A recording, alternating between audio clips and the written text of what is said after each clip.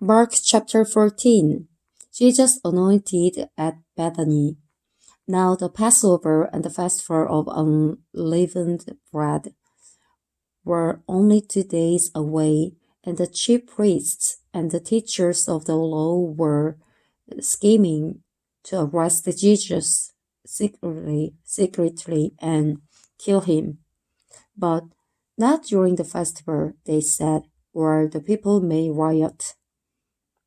While he was in Bethany, reclining at the table in the home of Simon the leper, a woman came with an alabaster jar of very expensive perfume made of pure nard. She broke the jar and poured the perfume on his head. Some of those present were saying indignantly to one another, "Why this waste of perfume? It could have been sold for many than a year's wages and the money given to the poor." And they rebuked her harshly. Leave her alone," said Jesus. "Why are you bothering her? She has done a beautiful thing to me. The poor you will always have with you, and you can help them anytime you want, but you will not always help me." She did what she could. She poured perfume on my body beforehand to prepare for my burial. Truly I tell you, whatever the gospel is preached throughout the world, what she has done will also be told in memory of her. Then Judas Iscariot, one of the 12, went to the chief priests to betray Jesus to them. They were delighted to hear this and promised to give him money, so he watched for an opportunity to hand him over. The Last Supper. On the first day of the festival of unleavened bread, when it was customary to sacrifice the Passover lamb, Jesus' disciples asked him, "Where do you want us to go and make preparations for you to eat the Passover?" So he sent 2 of his disciples, telling them, "Go into the city, and the man carrying a jar of water will meet you. Follow him. Say to the owner of the house he enters, the teacher asks, 'Where is my guest room, where I may eat the Passover with my disciples?' He will show you a large room upstairs, furnished and ready. Make preparations for us there." The disciples left, went into the city, and found things just as Jesus had told them. So they prepared the Passover. When evening came, Jesus arrived with the 12. While they were reclining at the table eating, he said, "Truly I tell you, one of you will betray me, one who is eating with me." They were saddened, and one by one they said to him, "Surely you don't mean me." "It is one of the 12, he replied, "one who dips bread into the bowl with me. The Son of Man will go just as it is written about me, but woe to the man who betrays the Son of Man. It would be better for him if he had not been born." While they were eating, Jesus took bread, and when he had given thanks, he broke it and gave it to his disciples, saying, "Take it, this is my body." Then he took a cup, and when he had given thanks, he gave it to them, and they all drank from it. "This is my blood of the covenant, which is poured out for many." He said to them, "Truly I tell you, I will not drink again from the fruit of the vine until that day when I drink it new in the kingdom of God. When they had sung a hymn, they went out to the Mount of Olives. Jesus predicts Peter's denial. You will all fall away, Jesus told them, for it is written, I will strike the shepherd, and the sheep will be scattered. But after I have risen, I will go ahead of you into Galilee. Peter declared, even if all fall away, I will not. Truly I tell you, Jesus answered, today, yes, tonight.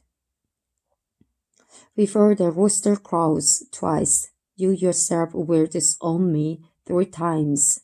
But Peter insisted emphatically, even if I had to die with you, I will never disown you. And all the others said the same. Gethsemane.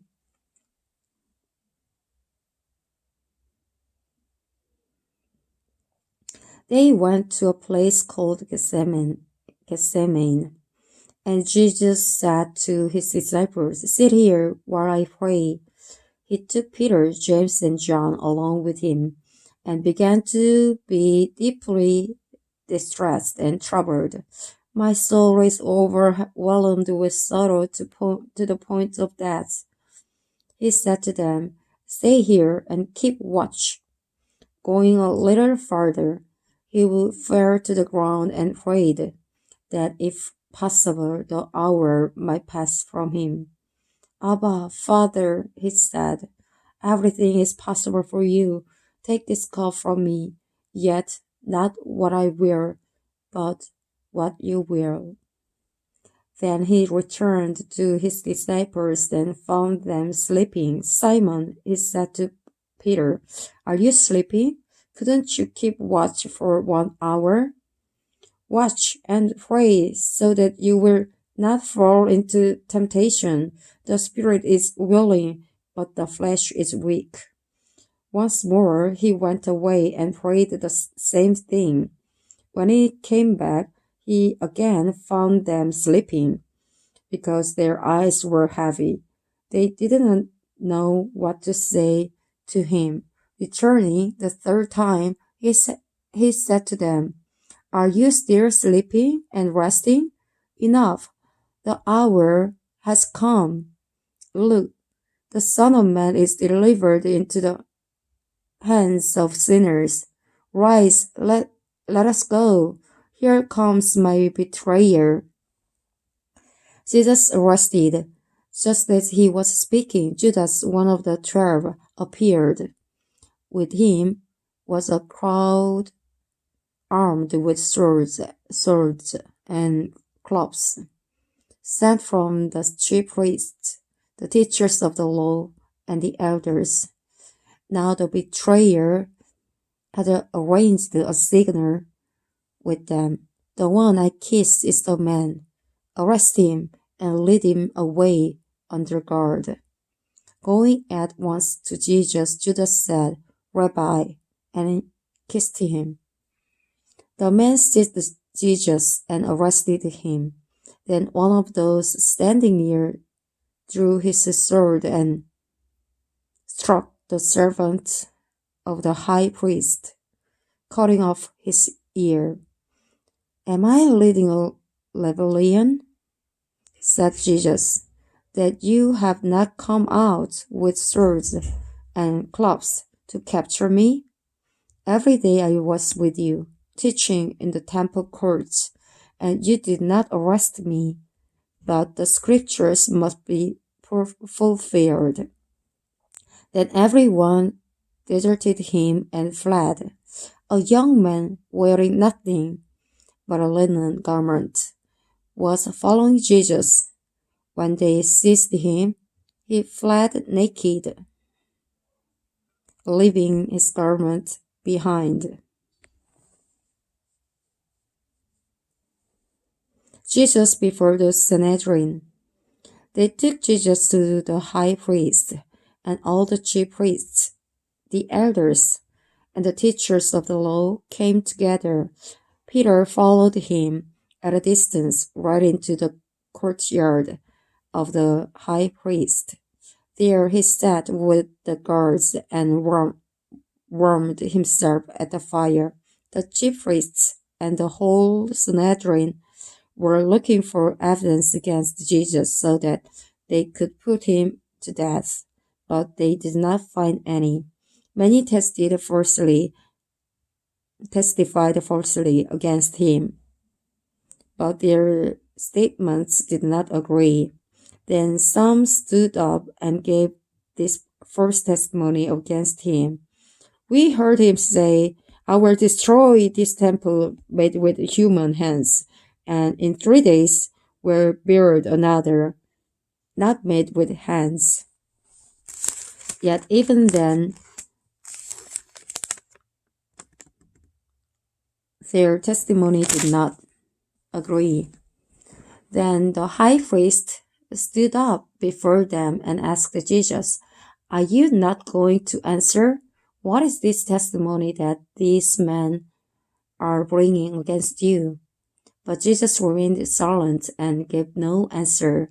Again the high priest asked him, "Are you the Messiah, the Son of the Blessed One?"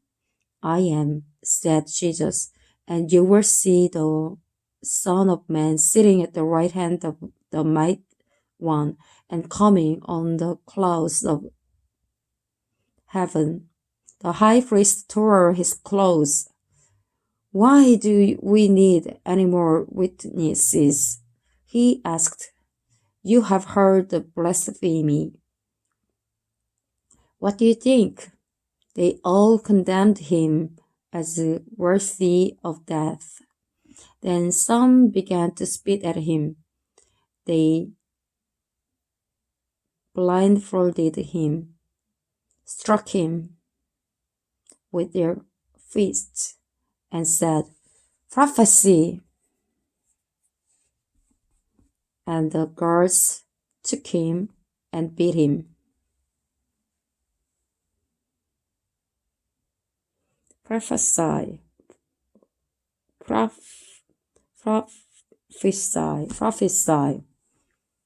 said, "Prophesy." And the guards took him and beat him. Peter disowns Jesus. While Peter was below in the courtyard, one of the servant girls of the high priest came by. When he saw Peter warming himself, she took closely at him. "You also were with that Nazarene, Jesus," she said. But he denied it. "I don't know or understand what you're talking about," he said, and went out into the entryway. When the servant girl saw him there, she said again to those standing around, "This fellow is one of them." Again he denied it. After a little while, those standing near said to Peter, "Surely you are one of them, for you are a Galilean." He began to call down curses, and he swore to them, "I don't know this man you're talking about." Immediately the rooster crowed the second time. Then Peter remembered the word Jesus had spoken to him. "Before the rooster crows twice, you disown me 3 times." And he broke down and wept.